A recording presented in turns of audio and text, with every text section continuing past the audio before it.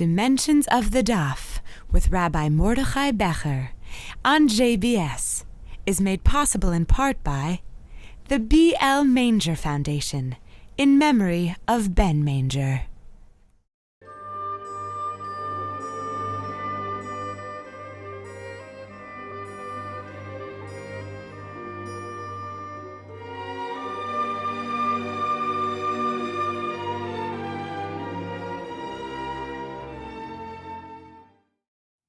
Hi, I'm Mordechai Becher, and welcome to the Jewish Broadcasting Service, Dimensions of the Daf, JBS, Dimensions of the Daf, in which we deal with different aspects of Talmudic thought, Talmudic law, Talmudic reasoning every week. By the way, although it would be wonderful if you'd watch every episode, but they don't rely on each other. Each one stands as a quantum unit that you can hopefully enjoy and without knowing what happened before or afterwards. So don't feel that you've missed, you have missed, but don't feel that you won't understand this because you didn't see previous episodes and so on and so forth. So anyway, today, I was inspired by the fact that as you, I don't know if you know, but those who have been to a synagogue will note that we read the Torah. We go through the entire 5 books of Moses in the course of 1 year, reading every Shabbat, every Saturday. And so certain sections of the Torah, became customary for people to stand up when we read them. So a lot of people stand up for the reading of the Torah in general. Some people sit for it in general. But there are sections where pretty much everyone stands up. One of those parts is when we read the giving of the Torah in the Ten Commandments in Exodus chapter 24, where the Torah describes the revelation at Sinai. So when the Ten Commandments are read, so people stand up. And that's what I would like to speak about a little bit. You see, Rashi points out in Shmot, in Exodus, that when the Ten Commandments were given, he says that the Ten Commandments actually, what's the significance of these Ten Commandments? So Rashi tells us that they are an encapsulation of all 613 commandments. He says if you might be able to actually figure out, but all 613 commandments can actually be derived from and are encapsulated within these 10 commandments. The Aseres HaDibros, in Hebrew, literally, it means the 10 statements, doesn't mean 10 commandments. But I'll call it 10 commandments because that's what we normally call it. So he says all of them, and actually Rashi quotes Rav Saadia Gaon, who was one of the great sages of Babylon, modern day Iraq, many years, 10th, 11th century. So Rav Saadia Gaon actually wrote a poem called an Azhara, and in his poem, Azharot, and in his poem, it's a poem which shows all 613 commandments deriving from these 10 commandments. And I want to point out the following. You see, the Gemara says this. The Gemara says in Brachot 12a, we read the 10 commandments. This is talking about in the temple in Jerusalem. Every day, says we'd read the 10 commandments, would be publicly read out. Shema v'yayim shamoa v'yomer, 3 paragraphs from Deuteronomy 6, and the paragraph of Shema Yisrael, Hear, O Israel, Lord is our God, the Lord is one, and the 3 paragraphs that we recite every day called the Shema. And Emet v'yatziv, the blessing following that, Avodah, then there'd be the service of the temple, and then the blessing of the priest, where the priest would bless the crowd, the Jews.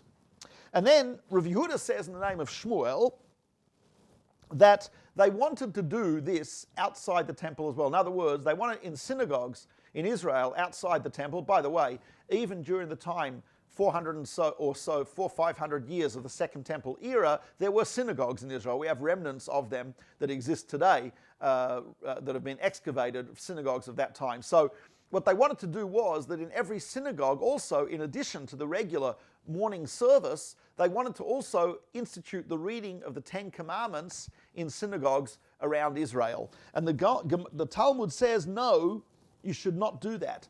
It says the rabbis annulled that because of the claims of the heretics. What does that mean? What are the claims of the heretics? So if you look at Rashi tells us the following. that there were heretics at that time. When the Talmud refers to the heretics at that time, many commentaries say that refers to the early Christians, or it could refer to Sadducees, but it refers to people who are deviated from Judaism, and a lot of these people believed that the only part of the Torah that was given by God to Moses on Sinai were the Ten Commandments. The rest of it was made up. Some of them would say that the only part of the only commandments that really obligate us are the Ten Commandments. You can forget the rest of them. So this is what the heretics believed. So some heretics said that only the Ten Commandments were given on Sinai by God. Some said only the Ten Commandments are obligatory.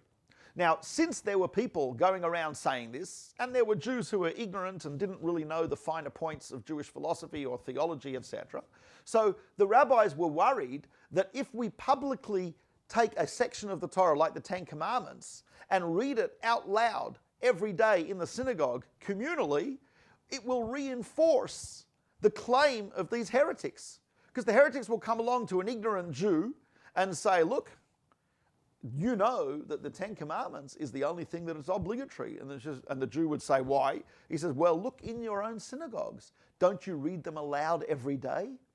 So that would lend credence to their heretical claims. And we don't want to do that. So therefore the rabbis annulled the public reading of the Ten Commandments as part of our morning service every day. So it's not done communally. You want to say it to yourself, that's okay. Code of Jewish law says that's fine. But to do it communally, we do not do, because of the tarumas haminim, the claim of some that it's not that nothing else is obligatory. And as you probably know, there are different views. Like in early Christianity, they spoke about ceremonial law versus moral law. The ceremonial laws of the Torah no longer are binding, but the moral laws are still binding. Of course, then there's huge amounts of debate in Christian theology as to what's called ceremonial, what's called moral. I should point out also the early Reform movement made a distinction between what they call ritual law and ethical laws. They said ritual laws are no longer binding, ethical laws are. So whenever we make distinctions like that, we're getting into very rocky territory, because it pretty much destroys the moral authority of the Torah. If I can decide, oh, that's ceremonial, doesn't obligate me, or that's a ritual, not obligated, who's going to decide? So therefore, and Maimonides, by the way, says in his eighth of his principles of faith that one of our principles of faith is that the entire Torah, every single word of it, was given by God to Moses. And he says, and it's just in a very radical way of bringing out this idea, Maimonides tells us that there's no difference between the verse that says the children of Ham were Cush and Mitzrayim. There's no difference between those verses and the verse that says, Hear, O Israel, the Lord is our God, the Lord is one.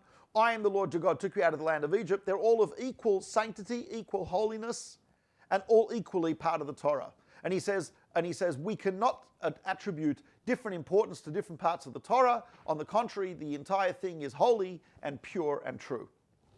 And so the Rambam Maimonides emphasizes this very, very heavily, that it's not for us to make distinctions. We accept the entire Torah as God-given, and consequently we look at all of it as obligatory and binding. So if so, and that's the reason that the rabbis in the Talmudic Mishnah at the time of the Second Temple annulled the communal recitation of the Ten Commandments as part of the everyday prayers. This, of course, raises a question. Two questions. Number one, how did it become customary for Jews to stand up during specifically for the reading of these Ten Commandments? Is that not playing into the hands of those who say that it's only the Ten Commandments that are important, the rest of it is not as important? If we stand up for them, aren't we not making that type of claim? Secondly, if you go to synagogues around the world, you will see that above the ark where the Torah scrolls are kept, there's very often a decorative plaque in the shape of the tablets of the law, and on that plaque is written not the entire, but the first few words of each of the Ten Commandments. So commentaries raise this as a problem. They say, given what Maimonides says, given the fact what the Talmud says in Brachot, given this fact that there were people and still are people who claim, oh, it's only the Ten Commandments, the rest of it's not binding, are we not playing into their hands?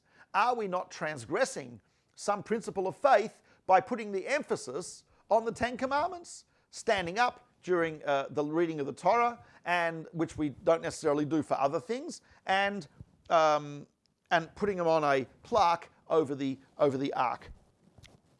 Indeed, if you look, there's a responsum, a letter of Maimonides, in which someone asked him about standing up for the Ten Commandments, and Maimonides says he should not do so. He was very much against it. And understandably, he said, because it is you are attributing greater importance to one part of the Torah over the other, and that is wrong. And that which you tell me, he writes at the end, he says, it's as if you are making the claim that there are levels of holiness in the Torah. This is more holy than that, that's less holy than that, etc. He says, that is something which you should not do. And he says, that which you tell me that people in Babylon, the Jews of Babylon, would do that, he says, well, that's not very helpful. He says, you tell me that someone is sick, right? I'm not going to correct the problem by making everyone else as sick as he is, so everyone's the same. No, I'm going to try and cure that sickness. He says, in the same way, we don't stand up for it, we sit down. However, despite Maimonides having said that, and despite his stance against it, we actually know that the vast majority of communities of Jews do actually stand up for the Ten Commandments in synagogue. And not only Ashkenazim, the Jews of Europe, who don't necessarily always follow the opinion of Maimonides, but even the Jews of the Middle East, Jews of Iraq and Iran and Yemen and Morocco and Tunisia and so on and so forth, many of them also stand up for the reading of the Ten Commandments. So why is it so? So some would argue that inasmuch as it's in a synagogue, it's type of like, you see in the temple, they did say the Ten Commandments publicly every single day. They only annulled the recitation of the Ten Commandments outside the temple. So the question is, what's the difference? If we're worried about these heretics who are going to make these claims, why aren't we worried about them in the temple itself, in Jerusalem? And the simple answer there is the temple in Jerusalem is populated by priests and rabbis and Levites, and so there are hundreds of people there, thousands of people there, who could easily refute the claim of these heretics, which means we're not so worried because it's in the temple itself, so therefore it shouldn't be a problem. So maybe you'll tell me, okay, so if it's in the synagogue, it's also not so much a problem because there's a rabbi there and there's probably scholars there and so on and so forth, but that doesn't sound like such a great answer to me. So this is a question addressed by Rav Moshe Feinstein, one of the great legal authorities of the Jewish people who passed away in the 1980s and lived in New York. So his son, who is alive, David Feinstein, who is a great scholar in his own right, he asked his father about this, and he said, what's the story? So he says, and there are some people, of course there's a famous story about a synagogue where half the people stood up during the Ten Commandments and yelled at the people who were sitting down to tell them to stand up, and after people sat down, they yelled at the people who were standing up. They said, you should sit down. So the synagogue found that there was an elderly member of the community, the actually oldest member of the community, who was in an old age home, and he'd been in the synagogue for something like 85 years. So they'd sent a delegation to the old age home to ask this elderly Jew, what's the custom in the synagogue, to stand or to sit? So they come over to him and he's sitting there and they says, yeah. And they say, we're trying to figure out what is the ancient custom in our synagogue. He says, so what do you do now?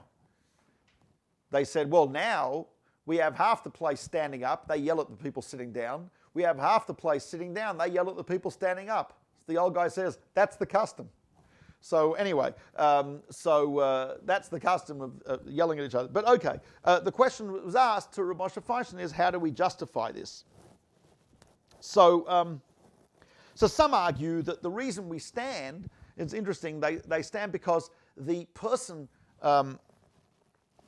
who is actually generally called up to the Torah for the reading of the Ten Commandments usually was the rabbi or the head of the yeshiva. So obviously people would stand in his honor, and remain standing. So of course that's possible, but it doesn't really, not really that helpful, because you could ask, why call them up for that section? Are you not giving greater importance to that section?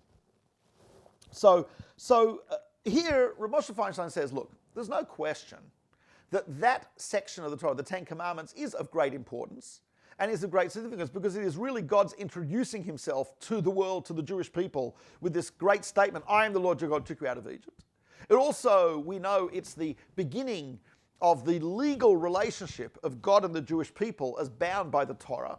And those are very, very significant moments. And of course we know that this is when really the Jewish people became the Jewish people. We got out of Egypt, we were the Jewish people, yes, but we didn't get our task, our marching orders, our goals, until we received the Torah at Sinai. So everyone will agree, he says, that it's of great significance. Not more important than the rest of the Torah, but certainly we stand up because we recognize that this is when we became who we are, through the giving of the Torah. So that's why we're standing up. But he says here, the reason we should continue doing this custom is for the simple reason that he says that look, the rabbis were worried about this. It's a probability that these heretics would attack Judaism and tell this ignorant Jews that this is the only part of the Torah they have to worry about, and they'd bring proof from the fact that this is the one that was read publicly every day aloud. He says, but the rabbis never said anywhere in the Talmud that you cannot ever emphasize the Ten Commandments. All they prohibited was reciting it communally every day in the synagogue. That is what they prohibited. And here he gives me a general rule, which is, when the rabbis prohibited something like that, you're not supposed to take that and extend it. We don't have the right to do that. In other words, he says, Ein l'chabo, ela chidusho. All you have is what they said, meaning, it is true they said, don't read it publicly, communally, every day, because that gives credence and plays into the hands of the heretics. But he says they didn't say more than that. They didn't say more than that. Because you see, this whole idea of these people arguing with a Jew who is ignorant and convincing him that he doesn't have to keep the rest of the Torah, he says that's a distant worry. It's not like very likely. It's not like it happens all the time. But and because of that distant worry, because of that unlikely event, they made this decree, but they didn't extend it beyond that. And he says, and consequently, I don't see, he says, any issue whatsoever with standing up for the reading of the Torah in the synagogue, for the reading of the Ten Commandments. So then it's very interesting, because at the end he says there are some people who specifically sit down and they make a point of sitting down for it, even though everyone else is standing. Is that okay? That's what Rav David Feinstein asked his father. So Rav Moshe Feinstein says, no, that's not okay, because we have another law which requires that you follow the custom of the community in which you find yourself. So if your custom is to sit down for the Ten Commandments, but you're in a community where everyone stands, you too should stand. And you should not make a fight out of it, and one should not make an argument out of it. So he says, if you are worried that maybe by sitting down you are playing into the hands of the heretics, you want to observe what Maimonides says, he says, I have a better idea. Rather than sitting down when everyone else is standing, why don't you just stand up for the whole of the reading of the Torah from beginning to end, which there are many people who do that anyway. And he says that would, of course, negate the whole issue, because you're not standing up specially for the Ten Commandments. You are standing up for the whole of the reading of the Torah, and in addition, you are not deviating from the custom of the community. Rav Moshe Feinstein, I did forget to mention a central part of what Rav Moshe Feinstein says, which is, he says, the truth is, we actually stand up for other parts of the Torah as well. When we read, as we did last week, when I'm recording, the crossing of the Red Sea, when the Jews sung the beautiful song at the crossing of the Red Sea, people stand up for that as well. There are other parts that people stand up for. When we read about the war against the Amalekites, people stand up for that. So Rav Moshe says, since people are standing up for other parts of the reading of the Torah, and those other parts, there are no heretics who would ever claim that that was the only part given right? The song at the Red Sea and everything else not. That's crazy. No one ever believed that. He says, so therefore we can always say, look, we stand up for a bunch of things in the Torah. We don't just stand up for the Ten Commandments. We stand up for other things as well, which means standing up for the Ten Commandments, we're not playing into the hands of the heretics because even the Jew who is very ignorant, we can point out to him, or he may even know himself because of the fact that he does come to the synagogue, that we stand up for other things as well. So if we stand up for other things as well, that means we're not giving a special claim to the Ten Commandments.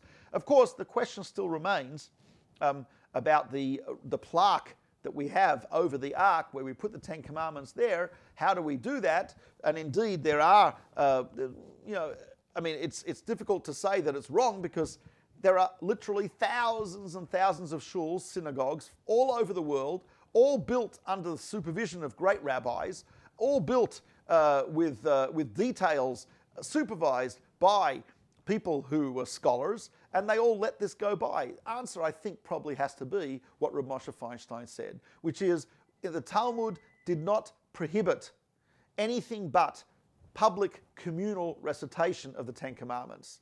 The Talmud doesn't say don't write them on a plaque. The Talmud doesn't say don't stand up. All the Talmud says is don't recite them in a communal, public manner every day in a synagogue. And that, he says, we don't do. But he says more than that, we don't add.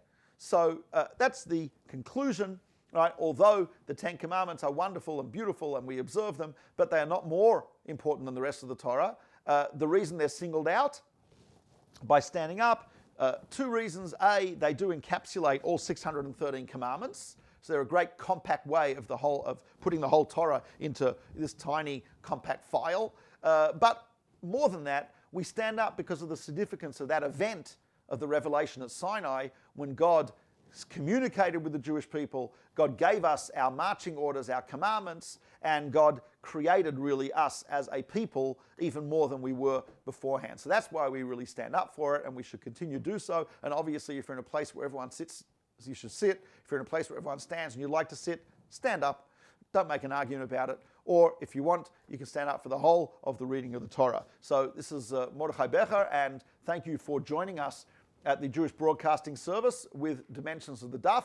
I hope that you'll tune in next time, and the next time you see this, and certainly it's a pleasure for everyone to watch, and it's always fun when people give me a shout out when I travel around and give lectures and say, "Oh, I saw you on television." I say, "Oh, cool, that's great," and please continue to do that. And if anyone's interested in my book, Gateway to Judaism, you can get it, well, anywhere they sell books pretty much. And thank you very much for watching.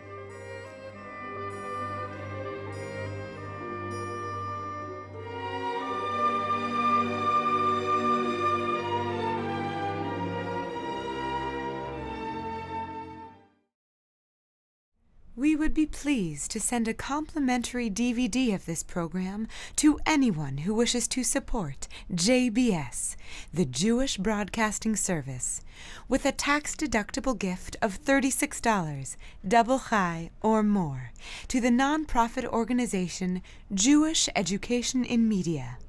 Simply visit the JBS homepage and click on the Donate button to make a donation by PayPal or your credit card. And please indicate the program for which you would like a DVD. Or you can send your tax-deductible check made out to Jem, Post Office Box 180, Riverdale Station, Bronx, New York 10471. And again, please remember to indicate which program you would like to receive with our compliments. And we thank you for your kind support.